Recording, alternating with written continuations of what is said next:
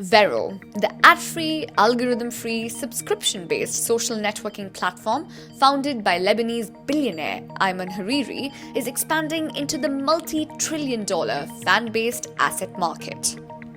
Now, these assets can range from blockchain-based tokens that grant special privileges to fans including club access, VIP rewards, to NFTs. Vero is attempting to offer its social media community to use the platform to invest and refers to this as CoFi, or community finance. This will then allow creators, sports franchises, and IP owners to raise capital directly from their fans. We've always said that we're going to be a subscription model. Today we're not making any revenue. I'm investing in the company to take it to the point of the real launch, which is happening this year, where we'll be turning on subscription, as I said, in channels, but also providing this synergy with the token exchange or the securities exchange that we acquired. So whether it's a sports team that lists with us, or a game that wants to be developed, or a movie, or anything that you're a fan of and you want to get behind, you get to do that but actually have ownership, so that if it does well, you are along with that journey in a legal and safe way. Now, when it comes to the community and an end user, what you have is an ownership in something, whether it's us or anything else that's listed, and your rights are reserved. And if there are revenues or dividends or whatever that need to be distributed, it's all being done through scalable technology, through blockchain, through all of the means that make it as scalable and as efficient as possible. And that's why today we're announcing our partnership with Avalanche, that is going to be the underlying blockchain provider that powers our stock exchange that's built fully on chain.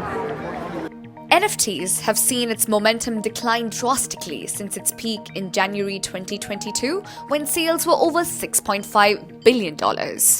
Despite that, Hariri believes that there still are actual use cases that he plans to capitalize on. When we saw NFTs, actually what we saw was an embodiment of fandom, wanting to get behind the things they believed in. But the disappointment was that they ended up not really owning something in the asset itself, but rather what they held in their hand was all they owned. Now, it had nowhere to go but where it ended up. But what's there and what's resilient is fandom. So we're putting all of that together in a single place. If you own, you get to access things that nobody else can access except if you're an owner.